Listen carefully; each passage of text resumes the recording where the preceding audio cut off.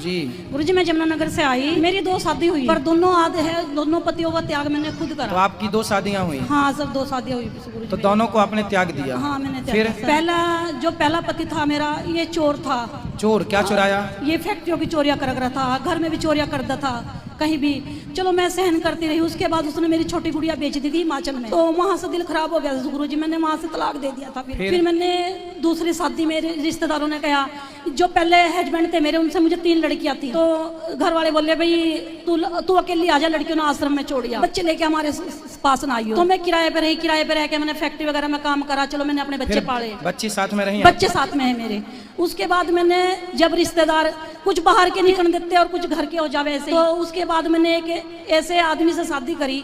था तो रिश्तेदारी सही, लेकिन मैंने, मेरी शर्त थी भाई मैं शादी जब करूंगी जब मेरी तीनों लड़कियां मेरे साथ जागी। बिल्कुल। तो मैंने गुरुजी, उस टाइम मेरी उम्र 25-26 साल की थी, और जो मेरे पति थे उनकी उम्र 55 साल की थी। अच्छा। ये मेरे कहने में शादी हुई थी गुरुजी। जब मैं वहां पे गई तो वहां पे कुछ नहीं था उनके पास। ये मुझे 7 किले जमीन के कह के ले गए थे, भी 7 किले जमीन के, वहां कुछ नहीं था। जब मैंने इसकी इंक्वायरी करी, अपने हस्बैंड की इंक्वायरी करी 2 साल बाद, मुझे कुछ गड़बड़ लग रही थी बीच में, तो मैंने इंक्वायरी करी। उसकी इंक्वायरी में 16 लाख कर्जा लिखा। तो मैंने सोचा अपने मन में, अब ना तो मैं मायके में जाने लायक रही, क्योंकि मेरे मायके वालों ने कहा भी अकेली आई हो, तू बच्चे लेके ना आई हो यहाँ पे। उसके बाद मैंने जैसे तैसे भी करा, मेडिकल लाइन में भी नौकरी करी मैंने, फैक्ट्री में नहीं मैंने करी, मैंने अपना ही बिजनेस, उसका मैंने कर्जा उतार दिया, 16 लाख कर्जा उतारा।